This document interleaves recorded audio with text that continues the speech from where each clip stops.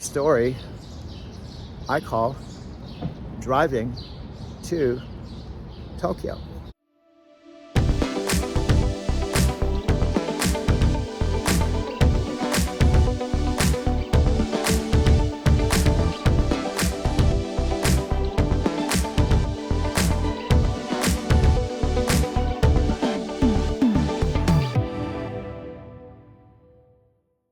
K-pop. So we watched, like on my 34s, I will binge watch Korean dramas all day long and not get out. I'm like, I'll order Uber Eats and I'll be like, it's delivered to me, so I don't have to get a truck, you know? So I just binge watch, Korean dramas, catch up, I'll watch a whole season and I'm like, great, now I have to find another one, Sometimes I'll lose sleep over it. I'm like, I can't, I just gotta finish this last episode and then I'll go to bed. Just one more. So.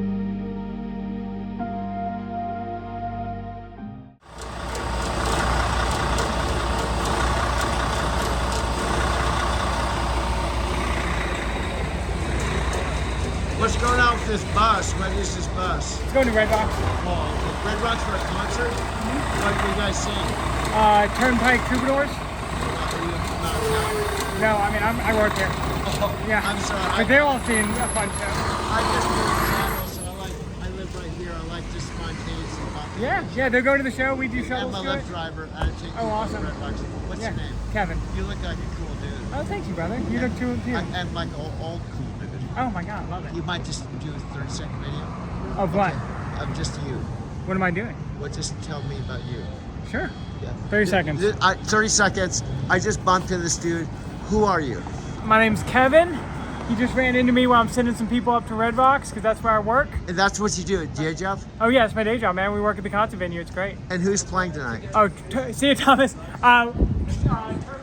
Turnpike Troubadours. And are that's playing. what you do like the whole summer? Oh yeah, man, all year. Yeah, until November. We have shows all the way till like fall. Fuck, It's dude! crazy. What a dream job! I know. Thank you for God. reminding me of that. Oh, It's always good. do you talk to people like on the bus going up there? Yeah, I mean, I don't usually ride on the bus, but I usually give a little speech. And in general, we're just trying to get people up there safely. And then, see, I used to be a limo driver. I Oh, had you know the people game. people would give me a front row seat, give me a $300 ticket. Just to get them Yeah. up there? Oh my God, I don't have quite those perks. Yeah. They said, like, we know, Red Rocks, you got to admit, Beatles played there.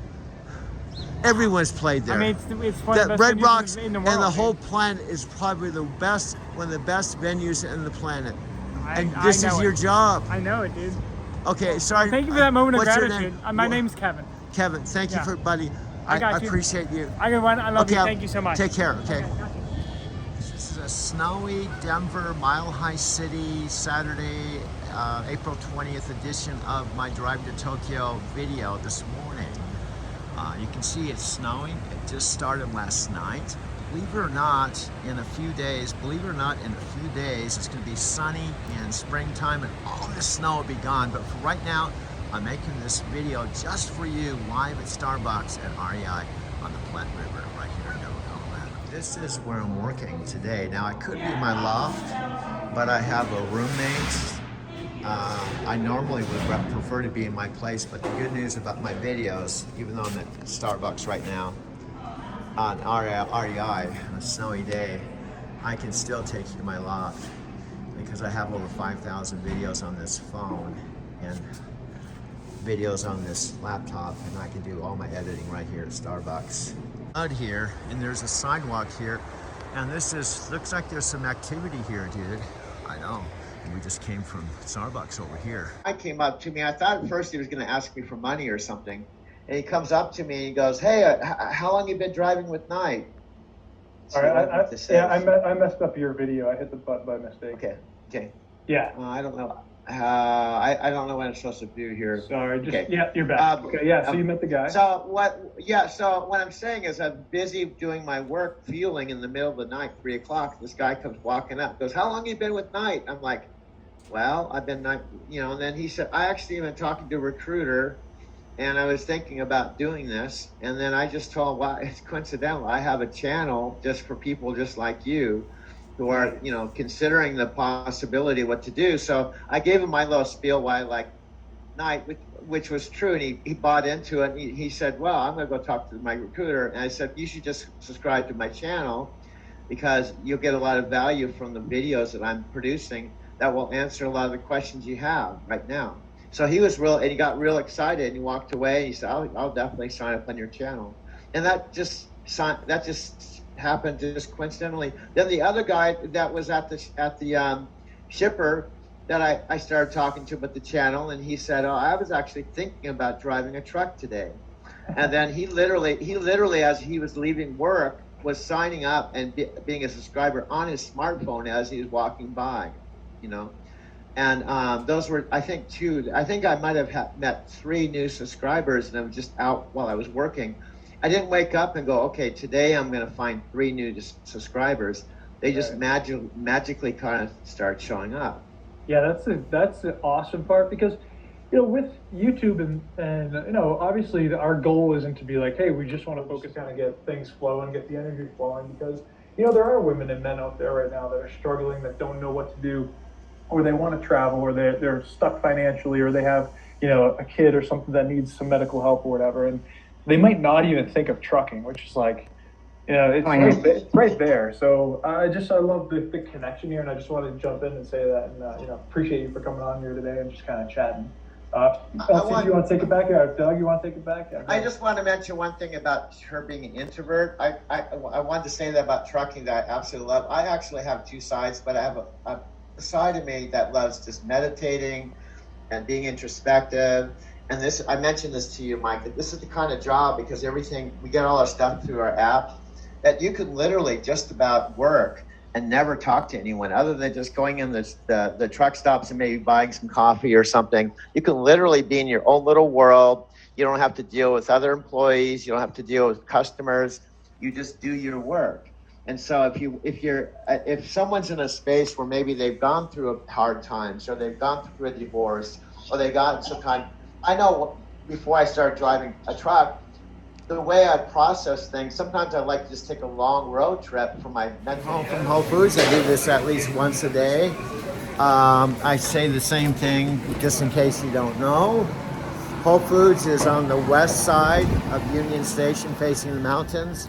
I live on the east side, directly across the street from Union Station, a 6-minute walk from here. Now, if you're not familiar with Whole Foods, I don't think they're in Japan and outside the US. Maybe they are. They're owned by Amazon. They're all over the country. In fact, they're all over Denver.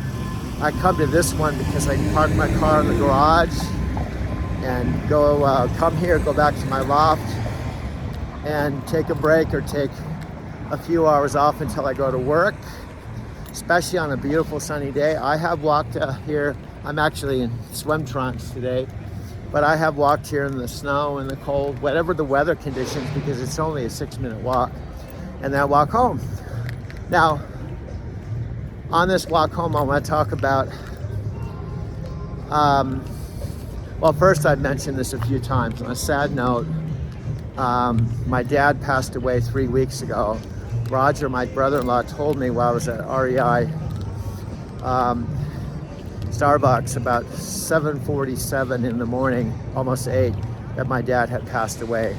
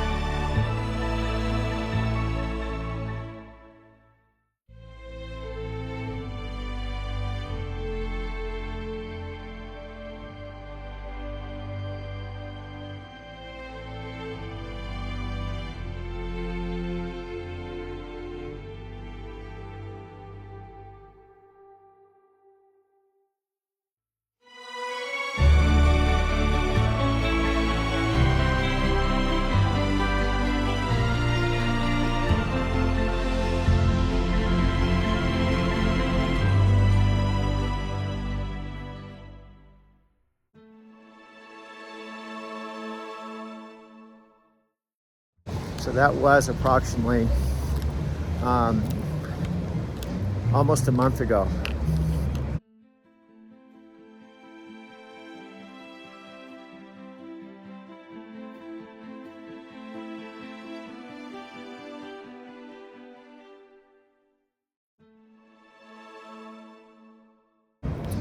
So it's, he'll be forever missed. So it's a little bit hard for me to talk about the blessings I have, or being happy, or talking about anything, because it was a very significant, I don't want to say tragedy, but an event in our lives, for my mother, for my family, for my sisters, for everyone that knew my dad. This bridge over the Platte River, and my loft apartment where I live is about 11-minute walk in that direction. And I just came from Starbucks on the other side of that bridge.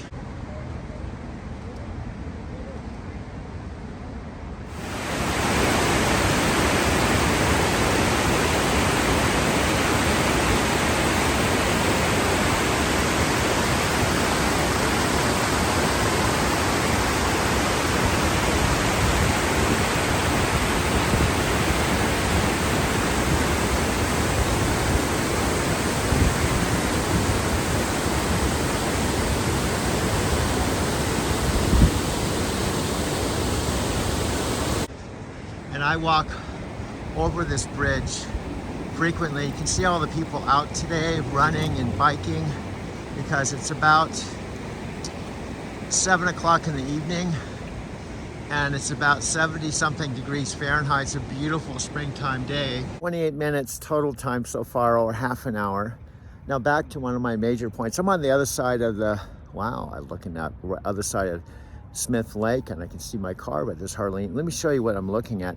I've been walking around, which you may not know. I can hold this camera to 1 terabyte phone that has 3,000 videos, and take photos and videos and actually create a video. Not in my apartment, not my car, just literally walking around Wash Park. I think that's interesting, but no one seems to care. Well, some of my Lyft riders, when I break things down, that I make 4 one-hour film collage documentaries a day. And the last few years, I've made over 3,000 videos. I'm 70 years old. I'm mentoring with Matthew McConaughey, the actor, Tony Robbins, and Dean Graziosi. From YouTube, driving to Tokyo. I have a celebrity here at the 16th Wine Country. His name is Mr. Gentry McComb. He was playing here 20-something years? Yeah, 20 years. 20 years. 20 years. He's coming out to you right now. Here we go, bro.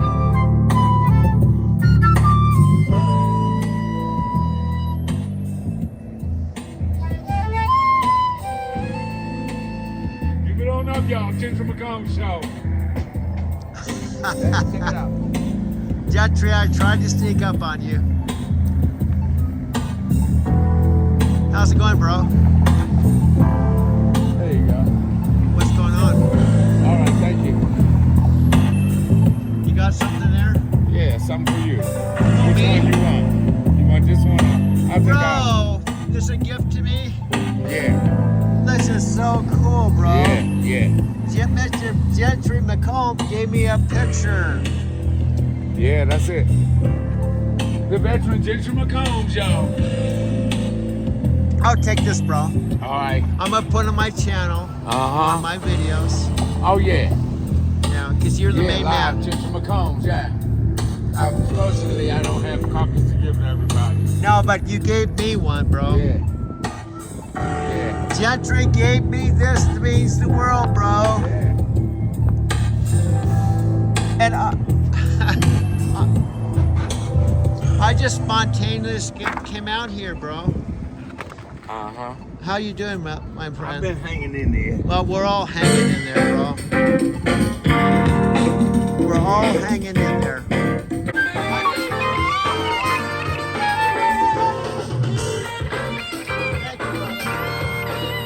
Thank you, young lady. Thank you so much for supporting the music. Thank you.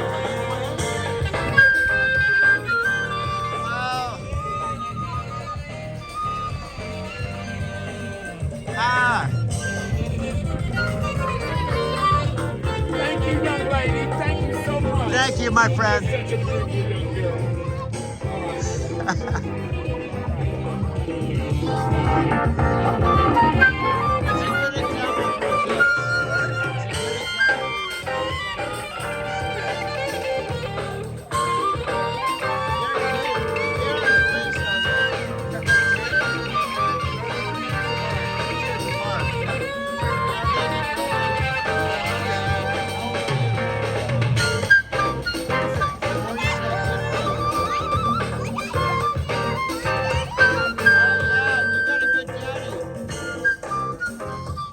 Thanks a lot. Have a good day. That Dean Graziosi makes $250,000 a day, and every Monday and Thursday, Monday's tomorrow, he talks to all of us that are part of a mastermind. I'm one of 10,000.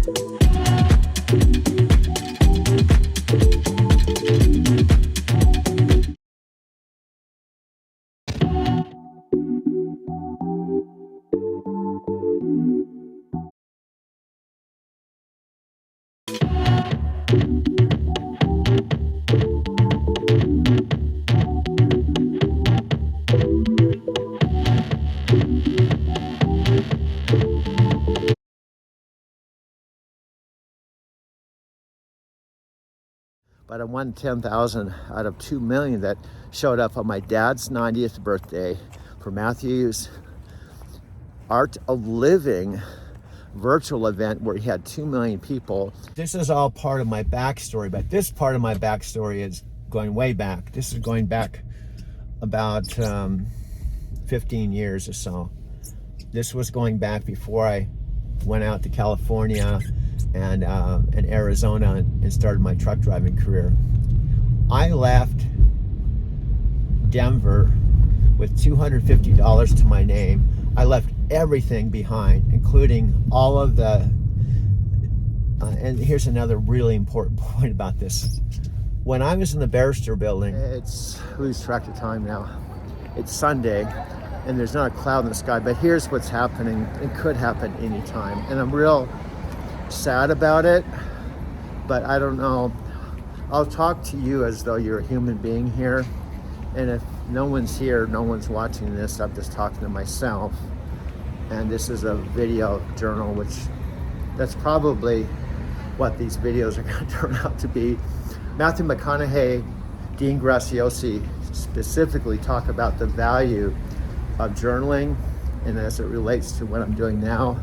What Dean talks about, Dean Graziosi, well, it may sound like a broken record, is one of my virtual mentors, probably my most significant one I feel closest to, in Matthew McConaughey. But what Dean talks about is bring people to you, bring those feelings of whatever you're looking to create. It's going to bring that to other people through your videos. So just massive action is what it's all about. That's what we've been doing. You know, that's what we've been doing for the last couple months. You know, at the end of it, 90 days total of complete action. You know, there hasn't been a missed a day. You know, you haven't said, oh, I'm not going to make a video today. You've made like you could easily take a day off or 2 days off and not make a video. It's just because you've done so many. I'm just saying you don't. You know. I mentioned Mike, and you don't know this, but I literally have done hundreds. And when I said what I'm doing because I was having the storage problem, I was more into the process. So I was literally making videos, watching the videos and going, oh, this is a good video, delete. I delete it and go on to the next one, not even worrying about if I can recreate it. I was more into, let's just delete, we'll go on, do another one. We'll do another one. We'll do another one. And at the end of the day, I might have 5 videos. Maybe one of them I would send to you and maybe one to Facebook, because I knew the more I did them, I wasn't even concerned. Now, I've got to the point my videos are getting better that I want to figure out how to download to YouTube, and I want to figure out how, I've done it twice now. I've actually downloaded all my videos and my photos to my Mac computer that has 1 terabyte. and I don't know the exact number, but there's something like 1,900 videos and photos, because obviously I don't want to just keep making and deleting stuff I put my heart and soul into.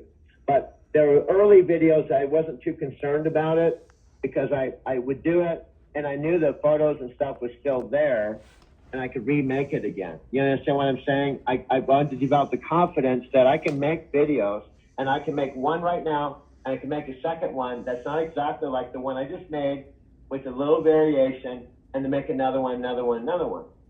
So, and obviously it's not about how many we're making or how many I'm making.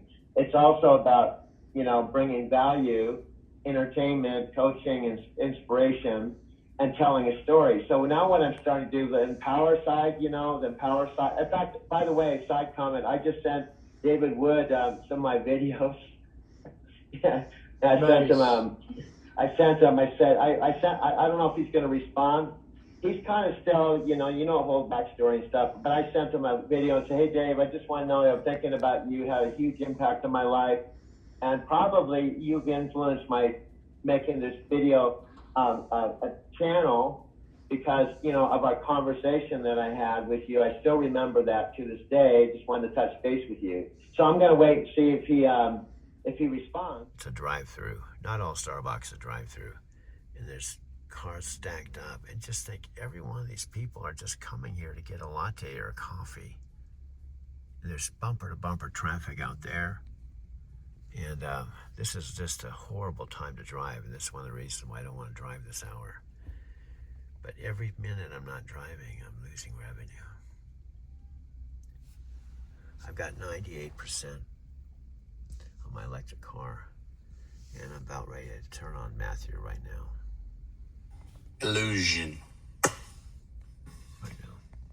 Me, I gotta admit again, sometimes reality, it's not enough for me.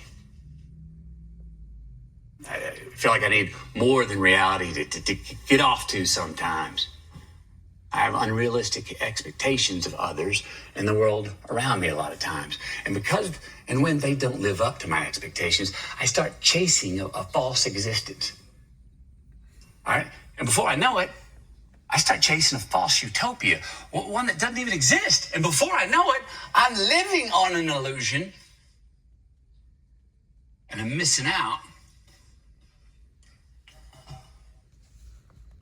on reality. I'm just kidding. Okay. Your name is? Eli. Eli? Levi. Saul. So, what did it... Now, just real quick, how did you guys meet? We met through camp, and we met him through being in the same neighborhood. Yeah, we just kind of live around. And are you guys still in school? Yeah. Where do you go to school? South? Southwest? South. You mean where like the wealthy homes are down? No, like we all go to South. Okay. It's just like a school. It's like South, not South. No. Yeah. Okay, gotcha. So anyway, I asked you how is life. In a couple words, how is life for you now? This is the year 2025. Do you realize that there was once a year 2000? And like Jacob, who's one of the evening managers, he's 25. He was born in 2000. Wow. And I was born in 1953. It doesn't look like it. You don't show. I don't lack 70. No, not at all. Because I'm really 30 in my heart. See, you can be 70 with a gray beard, but you could be 30 in your psyche. Yeah. So the question I want to ask you, how many 70-year-olds do you know drove 1 million miles in a truck, went to Japan 5 times in 2 years, have made 3,000 one-hour film collage documentaries, and make 4 one-hour film collage documentaries a day? I only know. That's the answer everybody gives me. Yeah. So, anyway, is it cool for me to show you on the front end? Yeah. Oh yeah, absolutely. Okay, now what you can do to help me is share that with your friends. I'll put you on the front end. They don't have to watch the rest of it. And all that'll happen is when you watch the video, I'll send you a link. Yeah. You just click share, and you can put copy and just send it to someone. Yeah. you. All right, yeah. Is that cool? Yeah. All right. And if you think of anything else you want on the video, I'm going to be inside making one. Just let me know. Okay. So you guys are the stars of my April 19th, 2025 video. Thanks for joining and thanks for being subscribed. Yeah. I got triple subscribers in one. Yeah, 3 subscribers. Subscribe to Driving to Tokyo. Yeah. I'll see you guys. Thanks. Yeah, nice meeting you. Yeah, nice meeting you. This life. Look, I'm all for the notion that, hey, if you ain't impressed with your reality, then create a reality that you're impressed with. Yeah, I'm all for having dreams and the spirit of shooting for the stars. But not at the exclusion of missing out on the reality of the day. So let's admit it. Let's admit where we maybe don't have appropriate expectations on a day-to-day basis of the world and of ourselves. Let's admit that maybe we're missing out on the truths, the beauties, and the tools of the day that are right in front of us. And let's admit that those very truths, beauties, and tools, those are what we're going to need to build that rocket ship to get us to those stars that we're shooting for. The ones we're trying to reach. That is not an illusion. That is reality. Admit it. Let's talk about complacency. Can we admit all the times we say, oh, well, that's just what it is, so I'm going to go with it? Can we admit where and when that we're not ambitious enough? Admit those times that we hesitated to actually find out because we feared failure. Times we didn't give ourselves enough credit for our ability. Times we put a self-made ceiling over our head when we didn't really have a right to do so.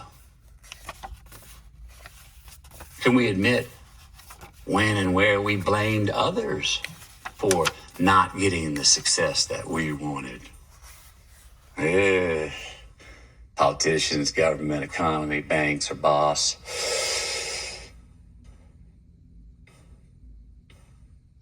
Admit it.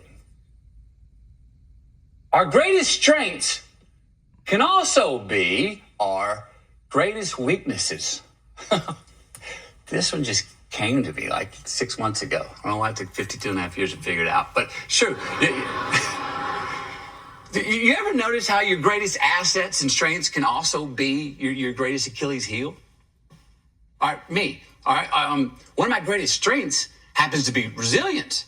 Man, I fall down, I get up and dust myself off like that. I step in a pile of shit. I keep running while I'm cleaning that shit off my shoe on the go. Left there, and she and I would ultimately become friends, and she would go on to become a shaman and a channel. So I'm just trying to give my viewers and my subscribers, who are now, I guess, my Lyft riders, some background of who I am, because I'm now 71 years old, and my videos are all over the place because I have been all over the place.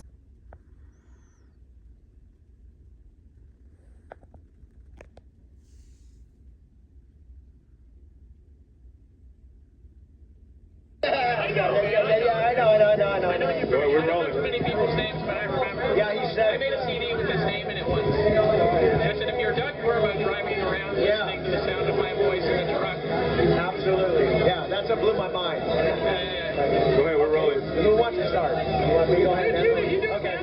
Okay, my name's Doug Werma. I've been waiting 4 years to stand side by side with the man, the legend, Dave Wood. And this weekend is totally off the chain, man. We're at a yacht with about 200 people here, and I talked to Dave for the first time in about 4 years. And what I love about Dave is when he connects with you and he makes eye contact, it looks like he's looking right into your soul. And I love that quiet. He's just like totally like there's lots of people around us, but when he talks, he's like right there with you. And I was telling him about my vision yesterday, and he was like, you know how Dave kind of looks, so I really appreciate being here.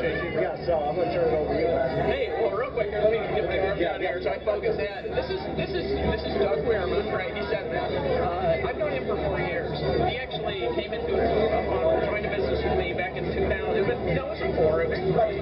Yeah, because you joined that company, so I joined that March 17th, 2010. So it was actually maybe 3, right? Maybe a little over 3. You joined pretty early. Yeah, absolutely. I remember talking to him, and we got in, and he was talking to me about how he's driving trucks around the nation down the road, right? And like you watching this video, I don't know if you're a truck driver. I don't know if you're just going down the road of life. This is a man who just works all day and night, and he does whatever it takes to learn what he needs for in order to get the results that he wants to get. And if you're watching this, it's because you know there's something better for you in life. And I don't know what that is, because we have all sorts of people. We have musicians that want to play music more, and they don't want to focus on the money.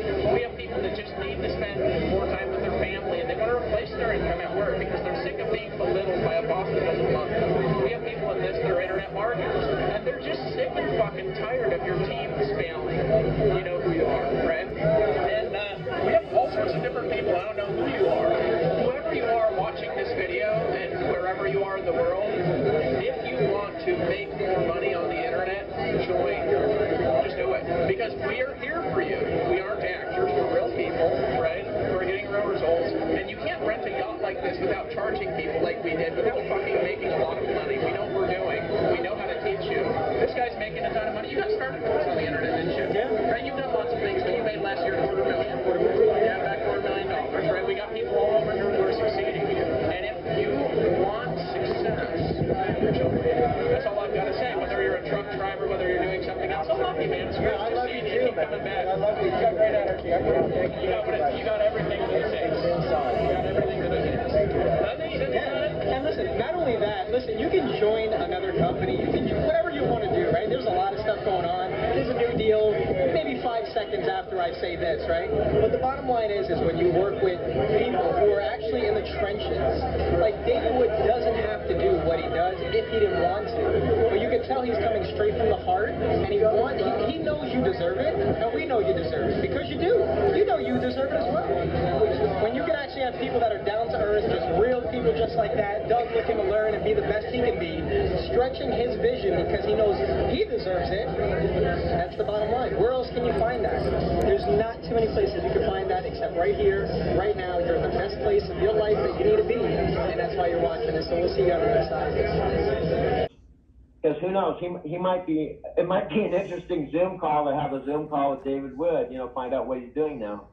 Yeah, that'd be cool. I've seen him on Facebook. He goes live every now and again. If you go onto his Facebook wall, he's done a couple live videos recently. So yeah, he seems like he's doing well. And yeah, he was a total life-changing, connection for both of us, for not only you and I, Doug, but for Michelle and I as well.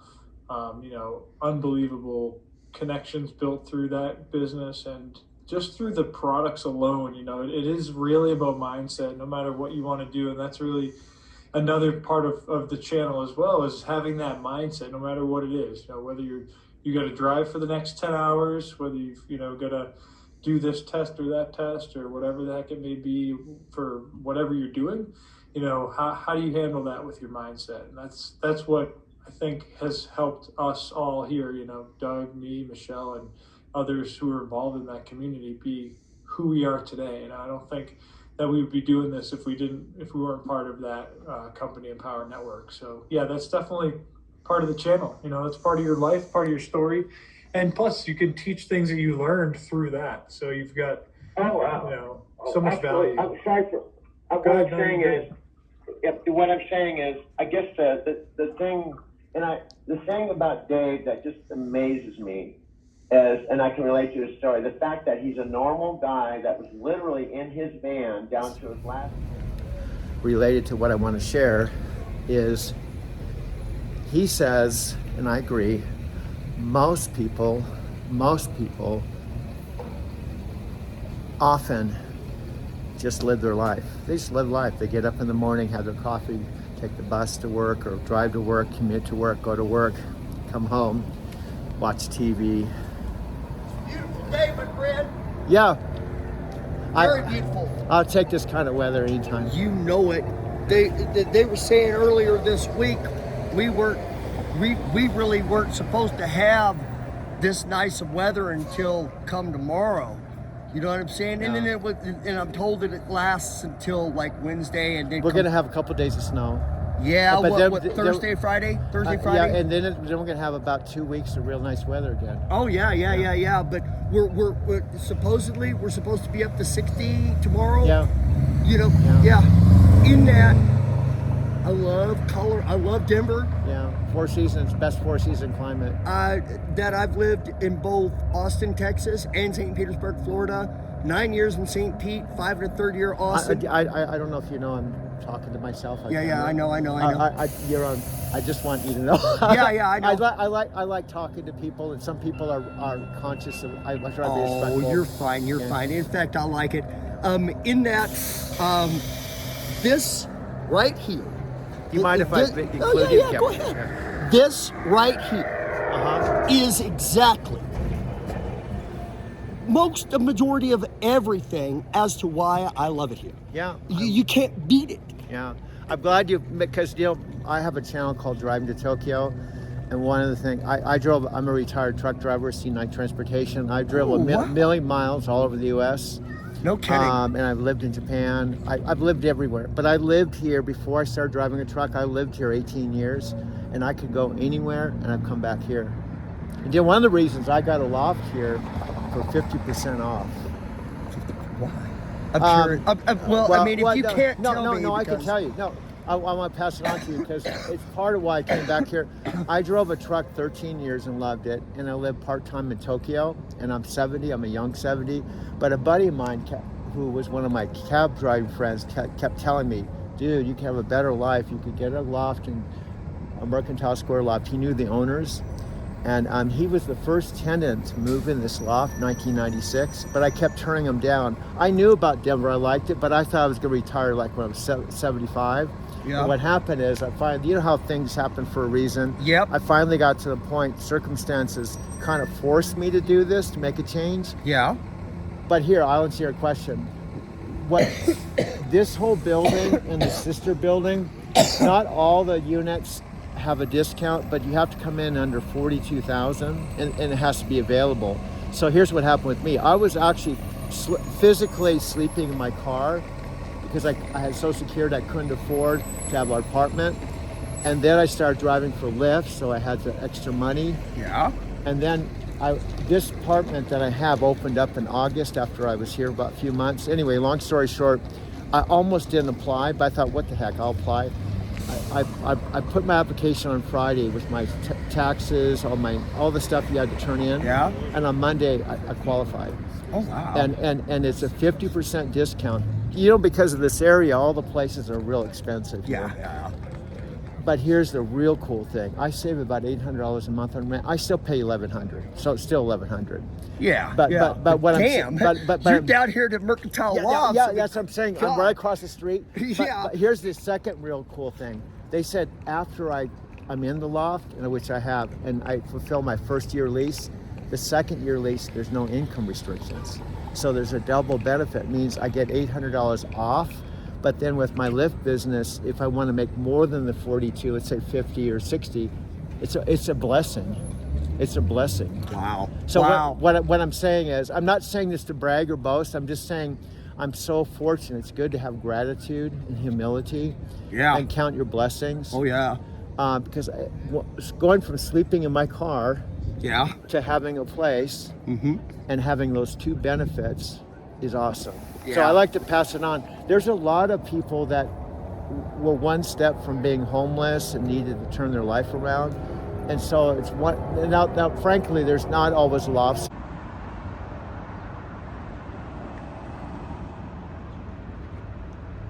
I'm charging my newer 2022 all-electric car. I've been driving this for about a month, but I drove my other one for a year. And I'm at a fast charger, but I found a free charging station I can go to by the Cherry Creek Library. You can see it's blinking, but I only got 4 minutes left to get up to 85%. This is a fast charger, but it does cost me money. But I kind of blew it. I had a customer just almost 24 hours ago in the middle of the night. I took them only a short distance. It was an $8 ride, and the customer, it was unbelievable. Out of 5,000 rides, this never happened. Gave me a wad of $1 bills, gave me $200 worth of a tip. And frankly, I made the mistake. I did deposit it in my checking account. It was $178, but I should have taken $100 of it and put it onto my Electrify America app. So I have $100 to deal with, because that would have been more than enough to take care of I think the 2 days that I have to drive to zero out my account. That was kind of a mistake, but instead I used the money to make a payment on my Apple Card and another credit card. You can see it's about 25 cents, and there's 3 minutes left. But I'm gonna mostly use I'm gonna go to this free charging station about 2 in the morning every day, so that potentially most of the time I can charge my Lyft car for free.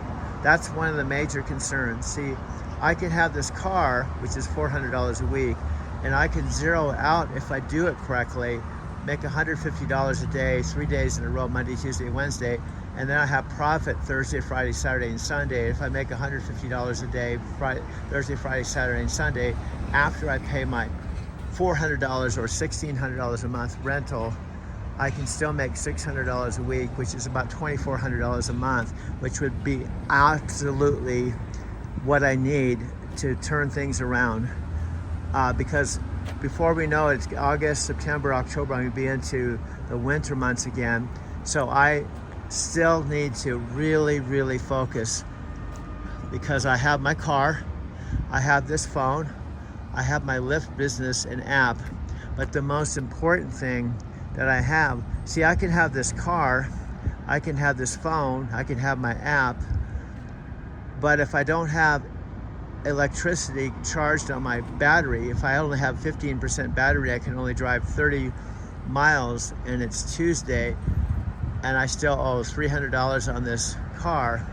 What happens is, whatever I owe at the end of the week, if I don't profit, it's taken out of my Bank of America account, and if it's declined, Lyft gives me 1 more week to take care of the balance, whether it's $25, $100, or whatever. And if I don't take care of the balance, and I can't pay the $400, potentially I would lose this car. And if I lose this car, it's the center of my universe. I will be out in the streets and homeless. I'm living on the edge right now, but it's still possible for me to turn my life around using everything I'm learning from Tony Robbins, Dean Graziosi, and Matthew McConaughey, plus my spiritual teacher and mentor, Amy. But nevertheless, this is prime time right now. Looks like I've already reached the 80% mark, and it's only been $1.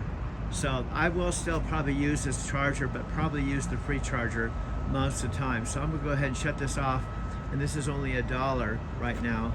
So I'm gonna turn this off and start my day. Oh yeah. But you know, this is a great location. Well, come on, man. You're right here on Wine Coop at 16th Street Mall. I mean, God, what more could you really want? I mean, there isn't. This is, in my opinion, for a single person. I have a deal with the money I save. I have my parking garage right here. Yeah. And I go in and out on the parking garage 24 hours a day. I don't have to deal with the meters here. So the 800, I invest a little bit of it. And I have parking garage here, my apartment here, and I walk everywhere. Look, I'm out in shorts today. Oh, wow. Hey, quick question, please, if you don't mind. And to be perfectly truthfully honest with you, what I need is a blunt wrap. And they're like $2, I guess. And I'm not trying to needle you for monies if you don't have it. Well, to tell you the truth, if I had it, I would give it to you. But I honestly don't carry money around. No worries. It's cool. Yeah. I get it. But you got to ask. Yeah. But hey, man, you look really good. You sound really good. I'm not like his typical 70-year-old. Well, listen. stay young. Yeah, it's all in your mind, bro. Yeah. Well. Yeah. Well. You know, and genetics maybe. Yeah.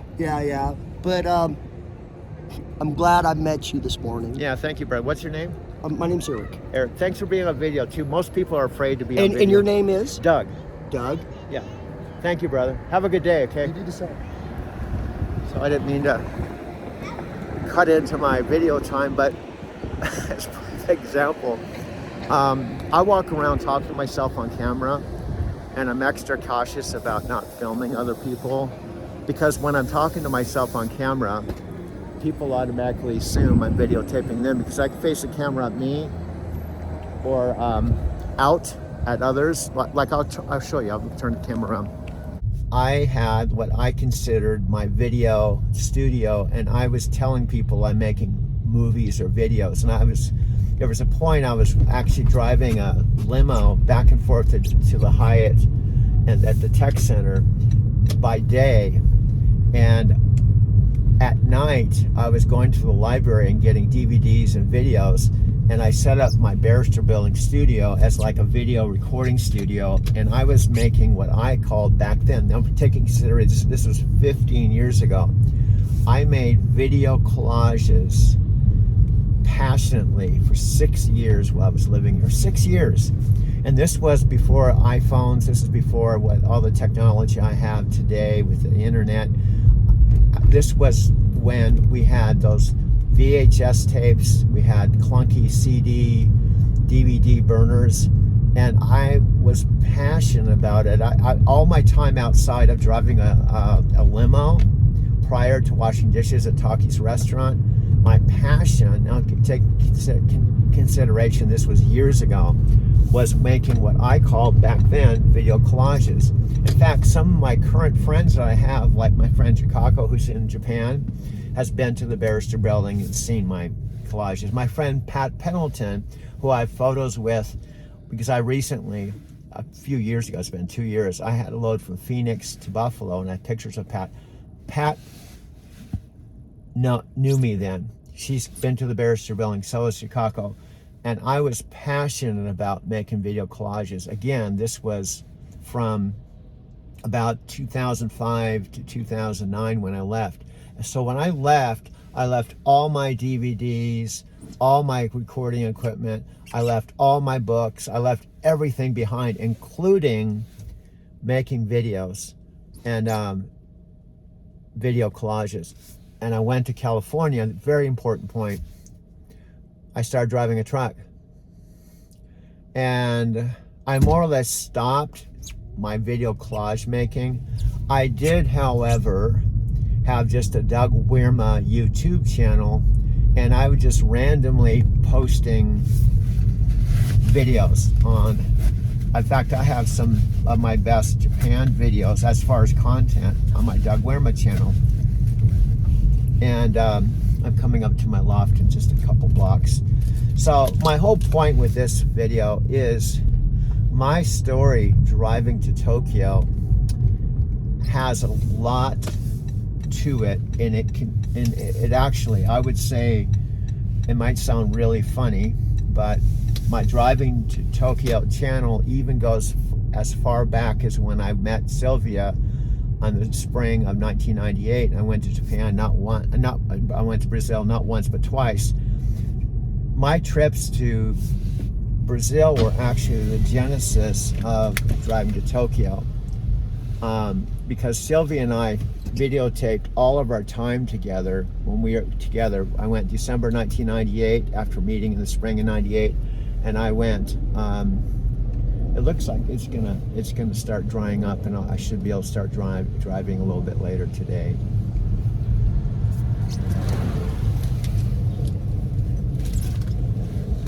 I have my parking pass here. I was coming out of my parking garage this morning, and this thing on below my door got caught and was ripped underneath my car, and I had to cut it off because this car sits really low. So I'm going into my parking garage now. I'm curious how full this is going to be, because a lot of people took time off from work yesterday, and my parking garage is normally used by people that work right around this parking garage, and they come here at 6 in the morning and they leave at night. I'm a resident, and I'm one of the few that parks my car here overnight. And sometimes there's a baseball game or a concert or something here. There's a car behind me now, of course. People go way too fast. I don't like when people are behind me, because I go at 5 miles an hour. I'm actually going 7 right now. And people typically go too fast. If I wasn't in front of this car, he or she would probably be going. Looks like the parking garage is pretty full. People are, I guess, have come back to work. Now, sometimes I'll go all the way to the 7th level, and I may do that today. There's 7 levels of covered, secured parking here, and I pay $268 a month.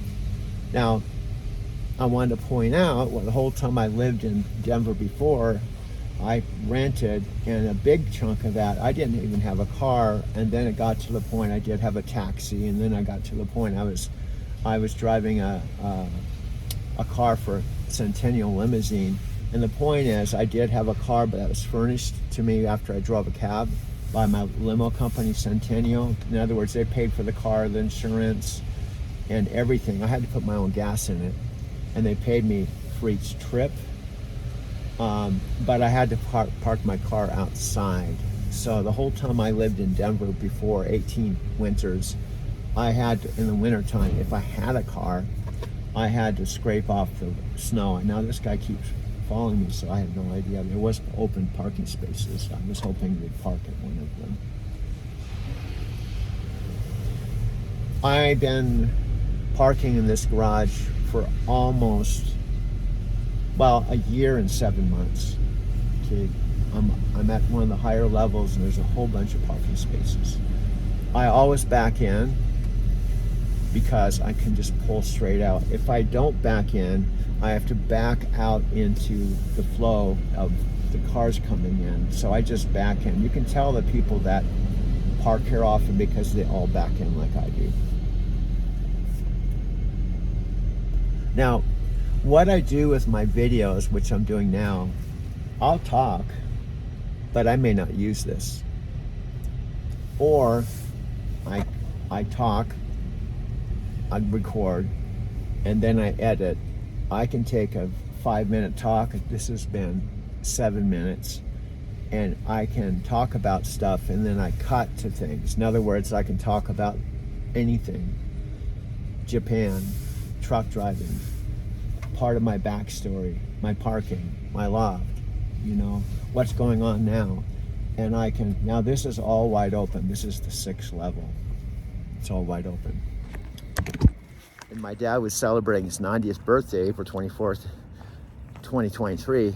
While he was celebrating, I was real sad that day. But I saw a 42-second video by Matthew McConaughey promoting that event 13 days before it happened.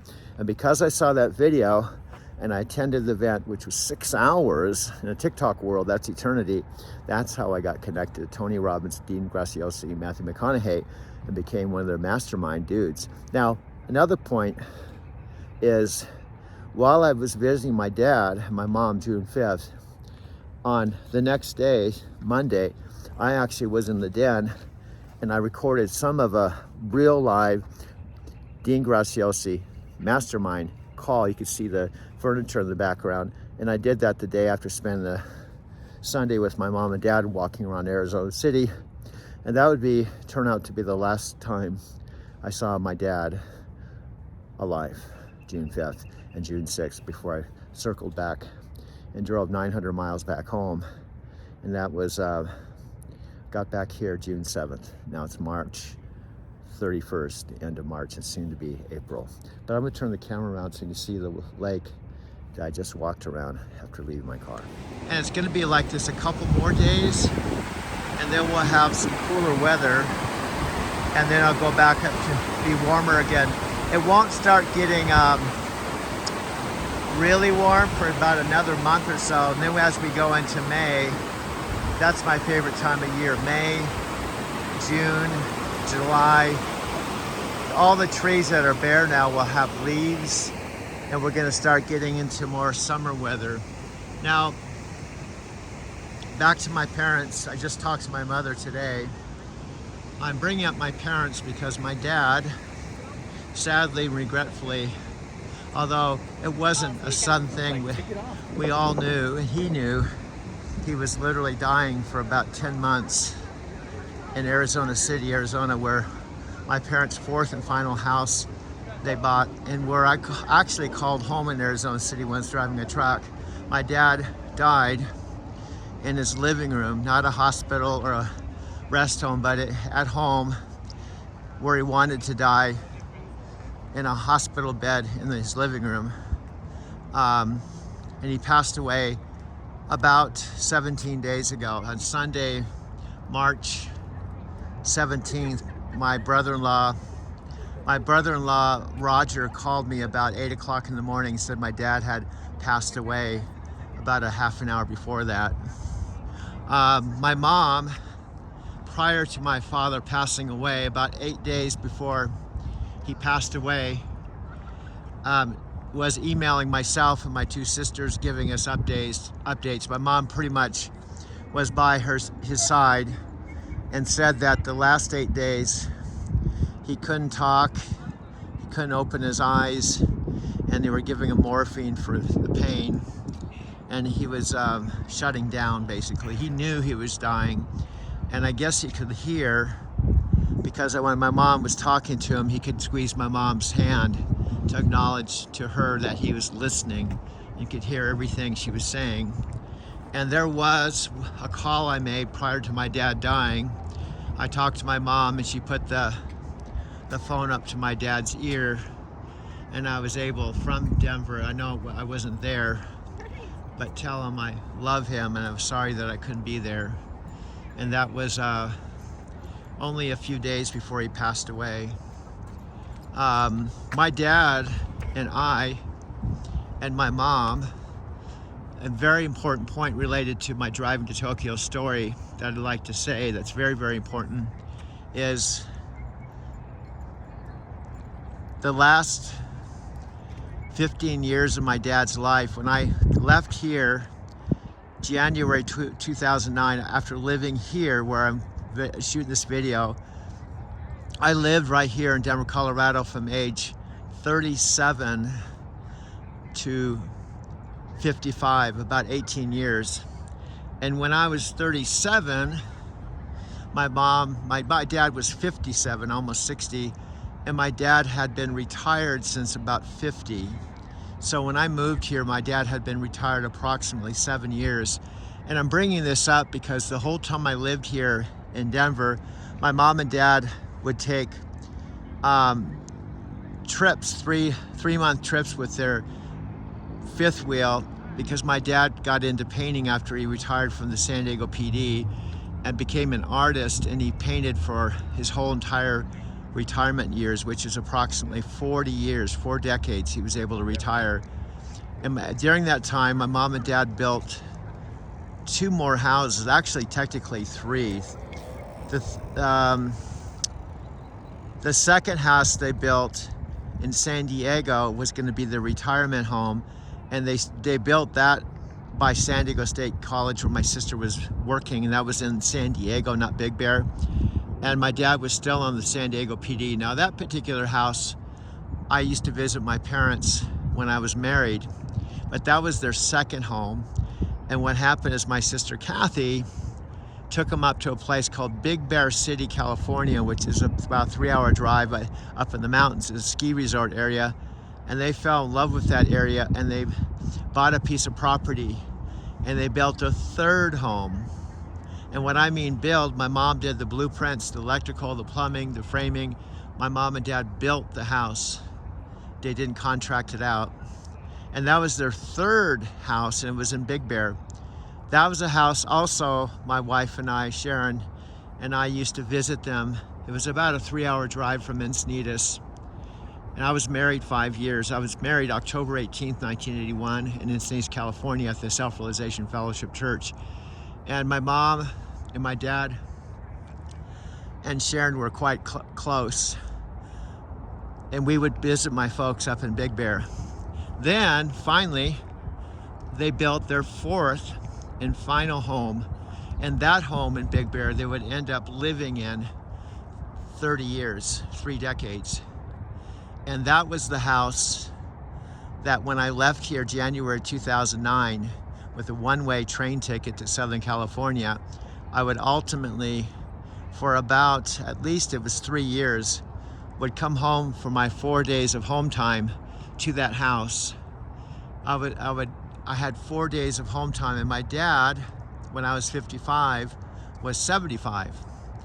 And he would drive down from the mountain to the CRT terminal in Fontana, and I would drive back up to the Big Bear City house, and I would spend 4 days of home time. Unfortunately, I didn't take any photos or videos at that point, but I would end up seeing my mother and father every single month for my home time for about 3 years with my first trucking company that I started with.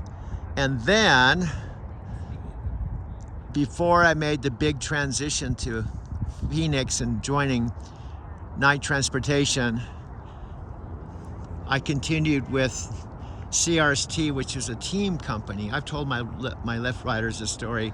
The first 3 years I drove a truck, I did what's called teams, meaning I shared the truck with a co-driver, and I traveled about 600,000 miles my first 3 years because I would drive my shift approximately 500 miles and my co-driver would drive approximately 500 miles. So we were traveling coast to coast about 1,000 miles a day. We could leave Los Angeles on the West Coast and be in New York. We could leave Friday night and be in New York Monday morning. And I literally went coast to coast all over the United States for 3 solid years and traveled again about 600,000 miles. Now there was a point when I was driving for CRT, I told them my mom and dad bought a house in the desert in Arizona City, and CRT let me drop my co-driver off in Southern California and then solo the CRT truck to Arizona and drive it to the Arizona City house and take my home time there and then take a load back to Southern California. I did that only a short while before I ultimately, after I personally had driven 300,000 miles, or 3 times what you need to be a certified driver with Knight, I took a month off and I joined Knight Transportation May of 2012. And I ultimately would end up being with Knight Transportation a decade, from May of 2012 to November 5, 2021. I drove 750,000 miles with Knight Transportation and was a senior driver. And after driving for about 8 years with those 3 with CRT and about 5 years with Knight Transportation, I went to Tokyo, Japan the first time October 2017 on my 3 weeks paid vacation. By the way, I've done all this walking and talking on my way back to my loft in my neighborhood. And this is my favorite Japanese restaurant. And this is looking back at Cummins Park.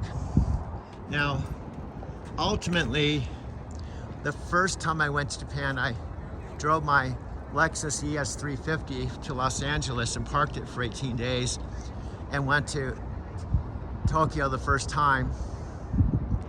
And that was about 18 years after I came back after seeing my ex-girlfriend Sylvia in Brazil, coming back to Denver here, April 20th, 1999. So it took about 18 years before I would ultimately take another international trip. And of all places, it would be Tokyo. It was kind of interesting because Sylvia lived in Sao Paulo, which is the largest city in the Southern Hemisphere. So I'd go from seeing Sylvia in Brazil, not once, but twice. the winter and then the spring, I'd ultimately go to Japan while employed with night transportation. I drove during the summer months and then went to Japan in the spring. I drove in the summer, then I went to Japan in the fall, and I drove in the winter, went to Japan in the spring for cherry blossom season, and I went every fall and every spring for 2 years. I went to Japan 5 times in 2 years. The last time I was there 2 months, and I came back December 18th, 2019, and night transportation gave me my last and final truck, a Kenworth T680, and I drove that 200,000 miles through COVID. I'm walking up these stairs in this platform. My loft is about 4 blocks on the other side of these buildings. My dad was and always will be loved and missed by everyone. And that leads me into a subject I could talk about on my way back home. Is I've heard this over and over again. In fact, Dean Graziosi, one of my mentors, rather than talking about it, I may even, when I get home, cut in what he talks about related to my own father's passing as a human being. One of the things that Dean talks about to keep mindful of, regardless who you are, what country you live in, what language you speak, you're a man, a woman, or where you're living, or how old you are, is how do you want to be remembered? What Dean talks about is if, and not all of us are going to be lived 100, but he used the example just to put it out there, that how are you going to feel if you're 100 years old? My dad was 90 going on 91, and your family wrote your eulogy. What would you want them to say about you? How would you want to be remembered? What kind of impact would you want to leave with the world? And be mindful of that.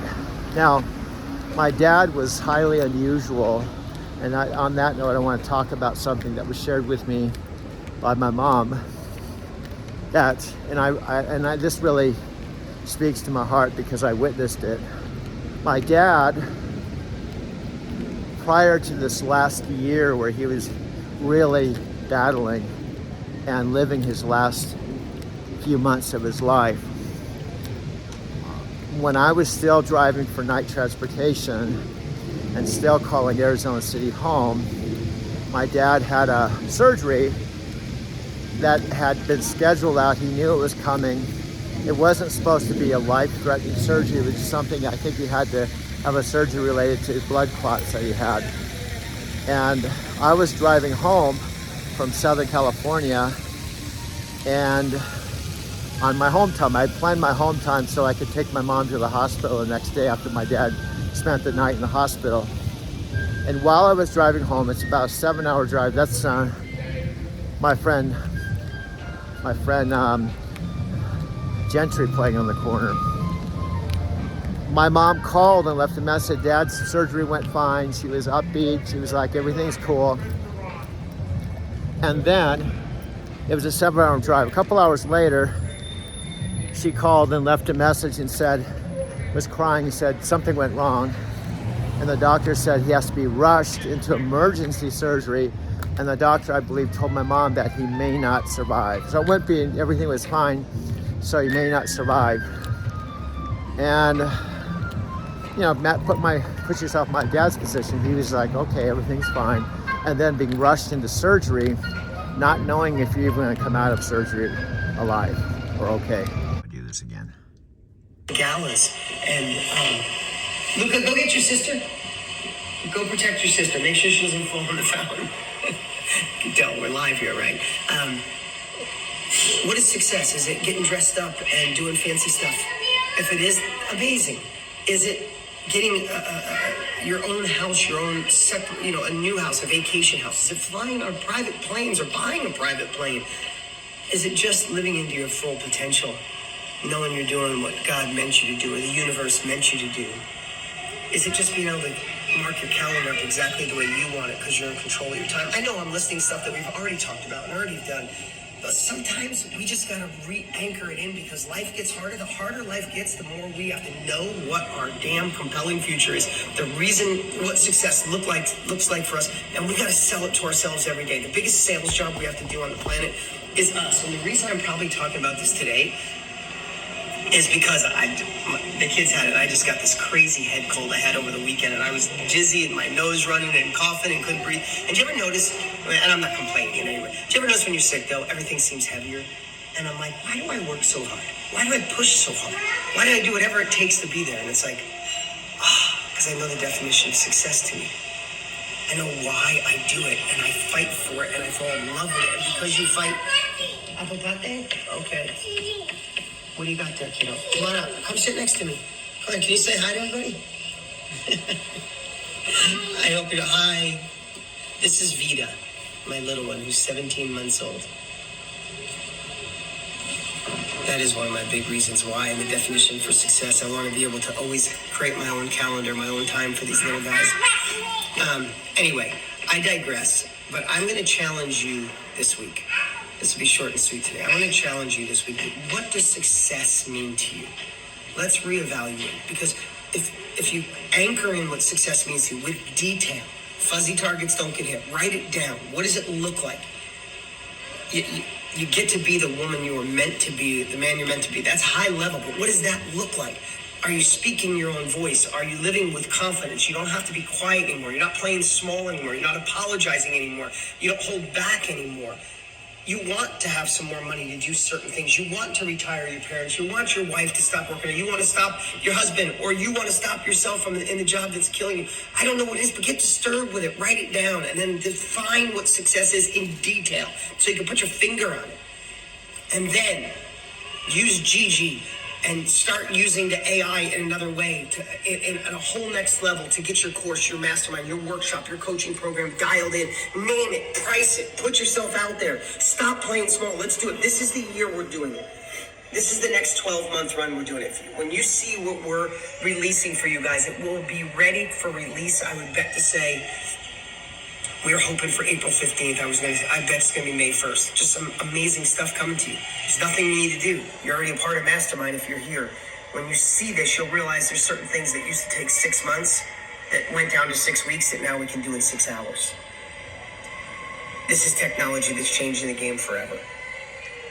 So if that's the case, then the only thing that could stop you is not having a big... Hey, Mastermind fam. Okay. Today, I wanted to pose the question and have a conversation to post or not to post your child on social media. So this is something that I have a lot of internal conflict and dialogue that goes over and over in my mind about, excuse me.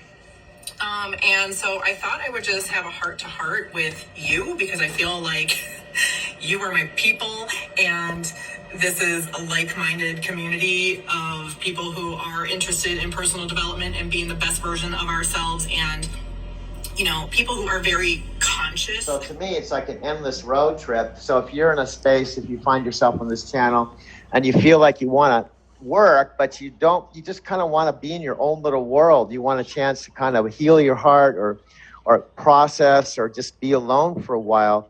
This is a great job for that because you can literally do that. You don't really have to even be around people. You just do your work, do your job.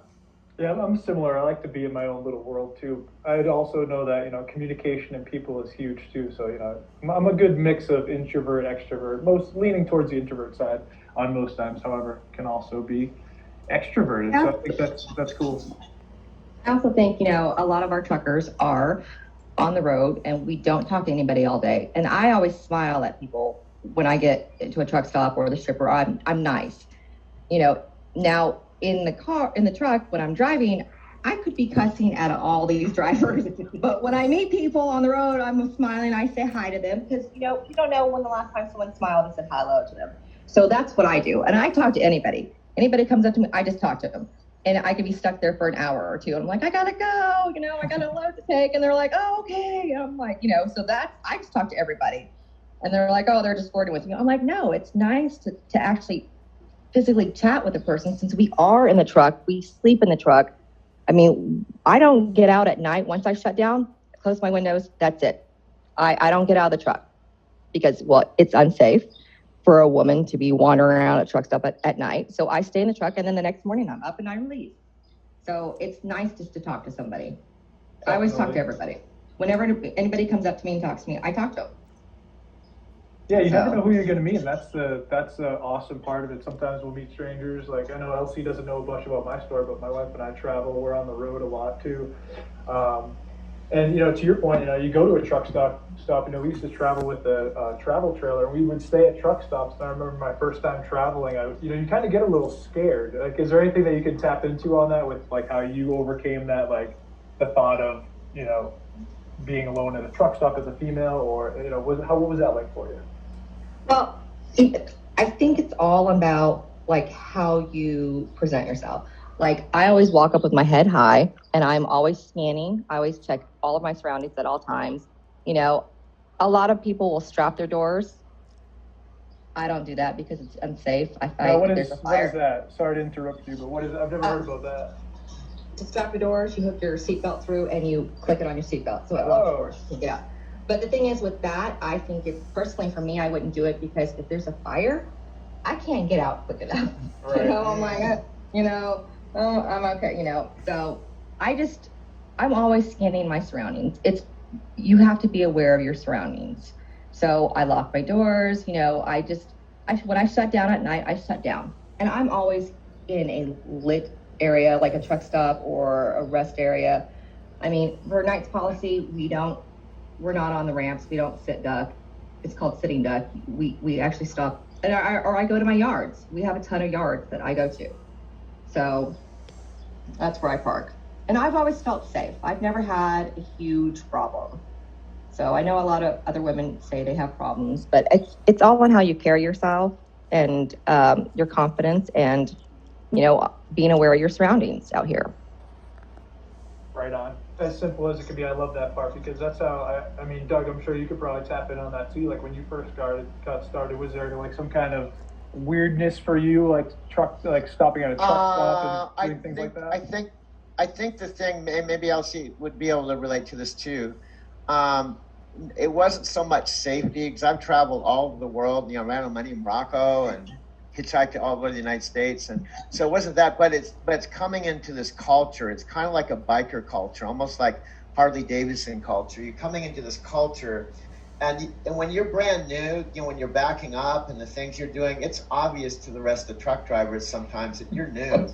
And so you're coming into this brand new tribe, and everybody's watching you and checking you out, and you're new, and it takes a while to kind of blend into the tribe, and feel like I'm one of them. I'm not on the outside, I'm one of these guys, and that takes a while. So it was more along those lines of feeling like an outsider.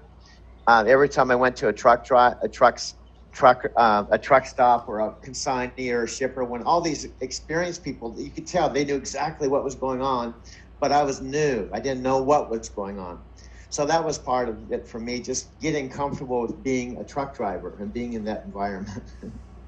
Definitely. Oh, I still get people that get out and try and help me back, and I'm like, I got it, but thanks, or they'll drop my landing gear for me, they're like, oh, here, sweetie, let me do it for you, Oh boy. Like, you're weak, I'm like, okay, thanks, I'm like, really, I got this. I know, I'm like, I'm perfectly fine with it. Yeah, it's like you could be there and you couldn't, you know what I mean? So, yeah. Oh shit, this is mud. I didn't even think about this, dude. But let's finish our story. So I don't know when this was. This was like a year and a half ago. And so I wasn't, have you ever gone to a movie? You're saying, I want to go to this movie. Well, I just wanted to see a movie. Shit, I wish I wouldn't have walked in this mud. Let's get on the sidewalk, dude. Shit. Anyway, and I don't have snow boots. Platt Street's over there where Chicago and I had pizza. And this is the bridge, dude, towards our loft. Anyway, let's talk about what happened. So I walked to this movie theater, and it was a movie theater where you just randomly pick a seat. And I picked a seat. I know this looks really snowy, dude. I know, we got some awesome video when it's not snowy, dude. And so I go into this movie theater, And Lisa, who I'm going to introduce you to, was on the end seat. She wasn't my date. Now, the movies that Silvia Santos and I saw in Brazil were, the first one was Meet Joe Black, which is still a classic, awesome movie. And if you're not familiar with movies in Brazil, they're in English with Portuguese subtitles. Now, since Silvia spoke English and wrote English and spoke English and taught English, that's the first movie. The other movie we saw was the late Robin Williams called Patch Adams.